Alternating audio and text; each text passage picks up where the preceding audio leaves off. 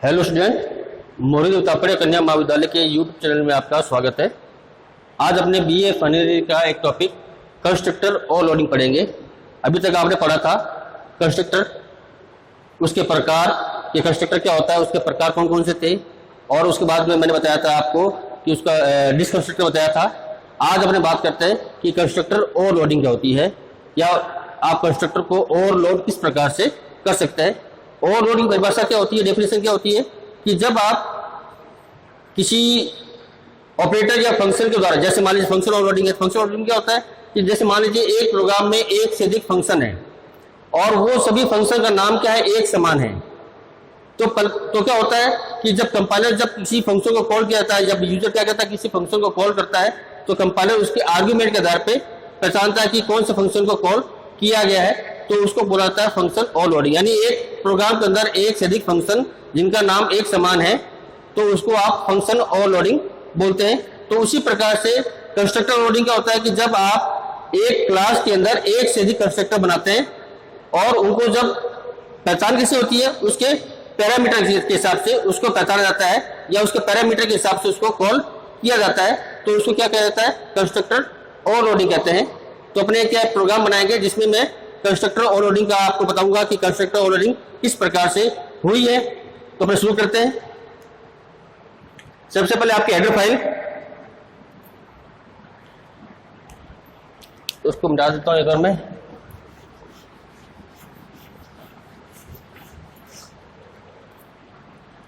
सबसे पहले header file आपकी हैश इंक्लूड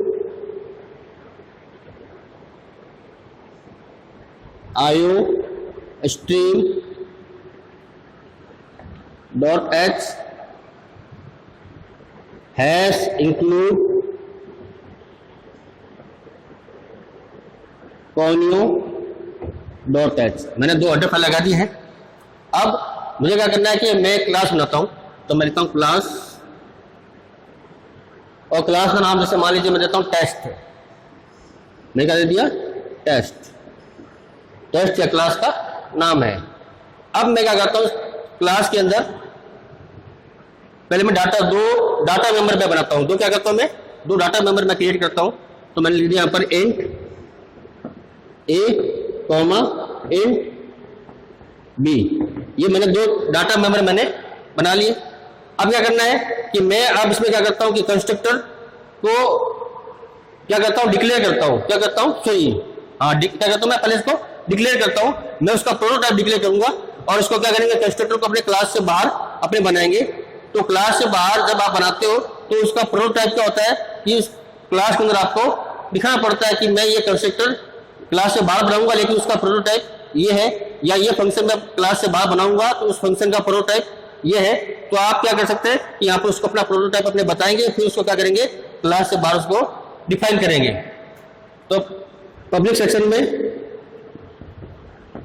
मैंने क्या किया कि मैं कंस्ट्रक्टर बना रहा हूं। कंस्ट्रक्टर का नाम क्या है, टेस्ट। तो मैंने बनाया टेक्स्ट। इसको बड़ा टी कर देते हैं ऐसे, जिससे लिखने में आसानी रहेगी। टेक्स्ट ये है आपका डिफॉल्ट, कौन सा कंस्ट्रक्टर है आपका, डिफॉल्ट कंस्ट्रक्टर है। इसमें मैंने किसी प्रकार का कोई पैरामीटर नहीं दिया है। मैं कंस्ट्रक्टर बनाता हूं टेक्स्ट, उसमें मैं क्या करता हूं, एक पैरामीटर देता हूं, यानी आपका ये क्या है, पैरामीटर कंस्ट्रक्टर है। तो मैंने दे दिया मान लीजिए इंट x।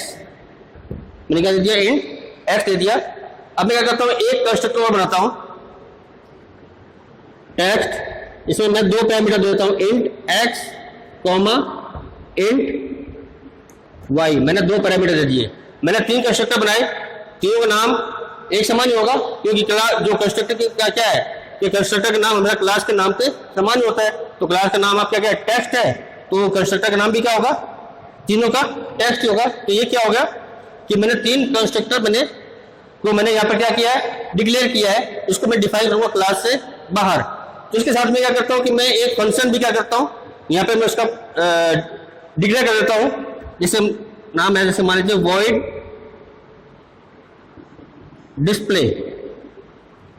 डिस्प्ले नाम का फंक्शन है, वो भी मैं इसमें बना दिया मैंने। अब क्या करता हूं, मैंने यहाँ पे मेरे क्लास को मैंने बंद कर दिया। क्लास आपकी क्या होगी, यहाँ पे बंद होगी। अब क्या करेंगे, अपने एक एक करके सभी कंस्ट्रक्टर को यहाँ पे डिफाइन करेंगे क्लास से बाहर। तो क्लास से बाहर डिफाइन करने के लिए किसका प्रयोग किया जाता है, स्कोप रेजोल्यूशन ऑपरेटर का। तो आप कैसे करेंगे,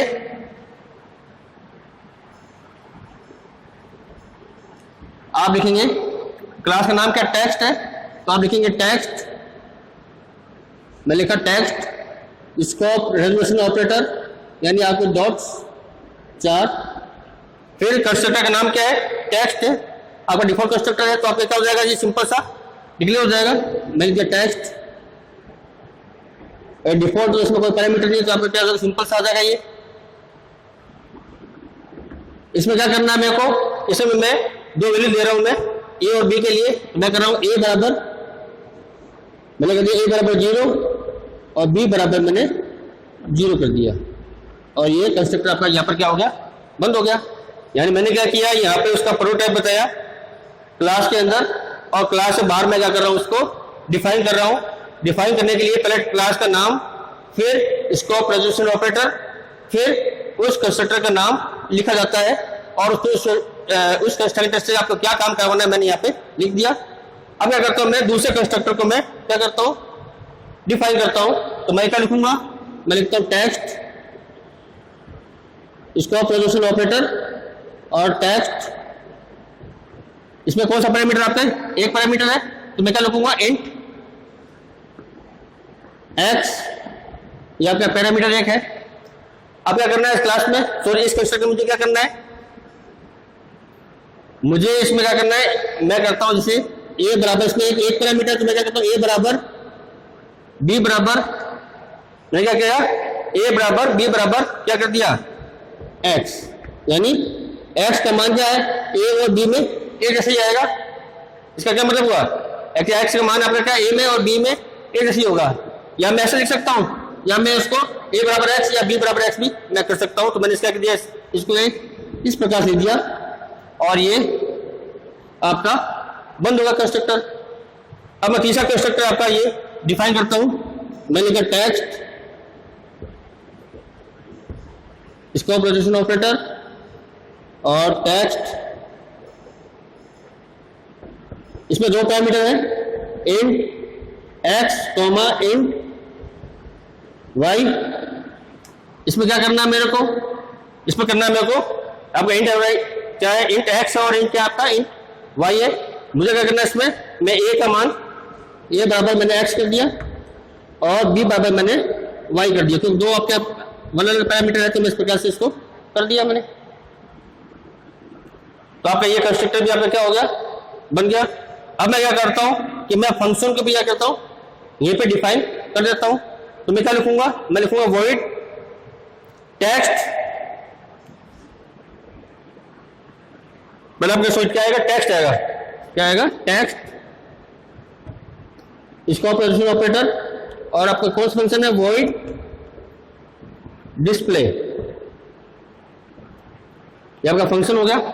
इस फंक्शन में करना क्या है मेरे को, मुझे दोनों का मान देखना है, ए और बी का मान मुझे क्या करना है इसमें देखना है। तो मैं यहां पे क्या करता हूं, मैं लिखा सी आउट वैल्यू ऑफ ए, इसमें ए का मान आ जाएगा, सी आउट वैल्यू ऑफ बी, आपका बी का मान इसमें आ जाएगा, और ये फंक्शन आपका यहां पे बंद हो गया। ये हो गया आपका ये फंक्शन। मैंने आपको पहला कंस्ट्रक्टर यहाँ पे डिफाइन कर दिया, दूसरा डिफाइन कर दिया, तीसरा डिफाइन कर दिया, और मैंने फंक्शन भी डिफाइन कर दिया जो मैंने यहाँ पे बनाए थे, जो मैंने यहाँ पे इसका प्रोटोटाइप मैंने बताया था। तो मैं सबको यहाँ पे क्या कर चुका हूँ, डिफाइन कर चुका हूँ। अब क्या करते हैं, अपने मेन फंक्शन लिखेंगे। अब क्या लिखेंगे, अपने मेन फंक्शन लिखेंगे। तो मैं यहाँ पे मेन फंक्शन लिखता हूँ इधर, तो मैं क्या लिखता हूं, मैं लिखता हूं इंट मैन आपका मेन फंक्शन, CLR SCR आपका क्या होगा, क्लियर स्ट्रिंग ले आ गया। अब क्या करना है आप लोग को, अब इसके अंदर सबके लिए क्या करेंगे, अलग अलग ऑब्जेक्ट अपने डिक्लेयर करेंगे, पहले कंस्ट्रक्टर के लिए, दूसरे के लिए और तीसरे के लिए अपने क्या बनाएंगे, ऑब्जेक्ट बनाएंगे। और साथ में क्या करेंगे, उसके पैरामीटर के हिसाब से उसको मान भी देंगे। तो मैं क्या लिखूंगा, मैं लिखूंगा टेक्स्ट, पहला आपका कौन सब्जेक्ट है आपका, टेक्स्ट ए आपका कैसा पाया, क्या नाम है, कंस्ट्रक्टर है, जीरो डिफॉल्ट आर्गुमेंट कंस्ट्रक्टर है, इसमें कोई भी आपका आर्गुमेंट नहीं जाएगा, तो आपका क्या हो गया, ये सिंपल सा हो गया ऑब्जेक्ट डिक्लेयर। अब दूसरी जगह करना बी के लिए, मतलब इसके लिए, तो मैं क्या करूं, टेक्स्ट बी मैंने दे दिया, इसमें मैंने सिंगल वैल्यू दे दी मैंने, तो अब आपका क्या, ये आपका पैरामीटर कंस्ट्रक्टर का है, और इसमें मैंने केवल एक पैरामीटर दिया, तो मैंने एक वैल्यू इसमें मैंने दे दी है। दूसरा बनाता हूं मैं टेक्स्ट सी, इसमें क्या है कि इसमें मैंने पैरामीटर कंस्ट्रक्टर है, इसमें कि मैंने इसमें दो पैरामीटर दिए, तो इसमें मैं दो वैल्यू दे दूंगा। मैंने दिया मान लीजिए 100,200, मैंने दो इसमें वैल्यू दे दी। अब क्या करना है कि अब इसमें को क्या करना है, सबको मैं फंक्शन को कॉल करूंगा। मैं क्या करूंगा, जिस फंक्शन को मैं करूंगा, मैं कॉल करूंगा किसके द्वारा, ऑब्जेक्ट के द्वारा। जब आपका ऑब्जेक्ट आपका बन गया तो क्या होगा, ये वैसे भी कंस्ट्रक्टर पर क्या हो गया, कॉल हो गया। लेकिन मुझे क्या करना है, इनकी वैल्यू को देखना है कि इसे क्या क्या मान आया है, तो फिर क्या करेंगे, उसको देखने के लिए क्या पड़ेगा, आपको फंक्शन कॉल करना पड़ेगा। तो मैं फंक्शन को कॉल करने से पहले क्या करता हूं, एक मैसेज देता हूं, मैं लिखता हूं, मैंने लिखा सी आउट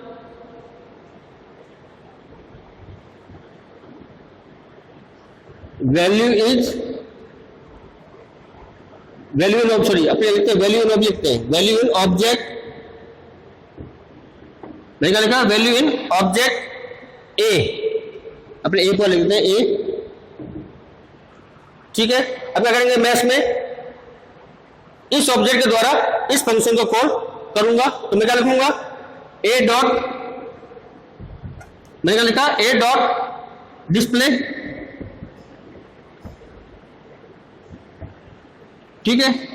अब मैं एक मैसेज और देता हूं, उसमें क्या करता हूं, ये मैसेज प्रिंट करता हूं कि वैल्यू इन ऑब्जेक्ट बी, तो मैं लिख दिया मैंने यहां पर सी आउट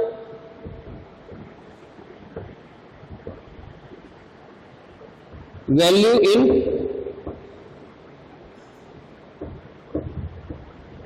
ऑब्जेक्ट बी। अब मैं क्या कर रहा हूं, मैं इस ऑब्जेक्ट के द्वारा इस फंक्शन को दोबारा कॉल करूंगा, तो मैं लिख दिया बी डॉट डिस्प्ले, ठीक है, क्या आपका फंक्शन। अब मैं क्या करता हूं, एक मैसेज प्रिंट करता हूं, मैं लिख दिया cout value in object C, C में क्या वैल्यू आई है, तो मैं इस ऑब्जेक्ट द्वारा क्या करता हूं, फंक्शन को कॉल करता हूं, तो मैं लिया सी डॉट डिस्प्ले, ये क्या है, आपका फंक्शन कॉल हो गया। अब क्या करना है कि अब आपका प्रोग्राम तो हो गया, मैंने फंक्शन को कॉल कर लिया, और आपका जो कंस्ट्रक्टर तो क्या हो गया, जो आपने जब ऑब्जेक्ट डिक्लेयर किया उसके साथ ही कॉल हो चुका है, और मैंने फंक्शन के मैंने क्या किया, इन ऑब्जेक्ट के साथ में मैंने कॉल कर लिया। तो आप इसमें कुछ बाकी नहीं रहा, तो मैं यहाँ पे लिख सकता हूँ गेट सीएच, और आपका मेन फंक्शन करता हूँ। मेन फंक्शन अपने एक काम करेंगे, अपने इसमें क्या रिटर्न स्टेटमेंट लिखना पड़ेगा, तो मैं लिखता हूँ रिटर्न लिखना 0, और आपका मेन फंक्शन खत्म। तो ये आपका मैंने बनाया कंस्ट्रक्टर ओवरलोडिंग का प्रोग्राम। अब आपने देखेंगे कि इसका आउटपुट कैसा आएगा, यानी ये बनाया तो अपन है, इसका आउटपुट किस प्रकार से आएगा, तो अपन देखते हैं। यहाँ पर मैं इसको मिटाता हूँ, यहाँ पर जैसे मान लीजिए इसका आउटपुट क्या आएगा,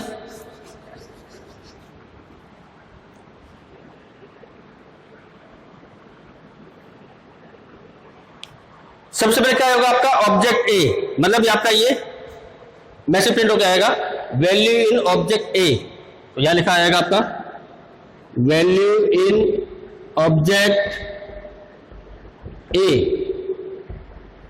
इसमें क्या किया गया है, इस फंक्शन को कॉल किया गया है डिस्प्ले में क्या क्या है, आपके ए और बी वैल्यू है, कितनी मान है आपका, दो वेरिएबल आपके ए और बी जो मैंने यहाँ डिफाइन किए थे, ए और बी, और मैंने यहाँ क्या कर रखा है, ए बराबर 0, बी बराबर क्या कर रखा मैंने 0, यहाँ पे क्या है बी बराबर 0, तो इसमें कोई वैल्यू नहीं है, तो उसमें क्या जगह प्रिंट होगा आपका लिखा होगा वैल्यू ऑफ ए,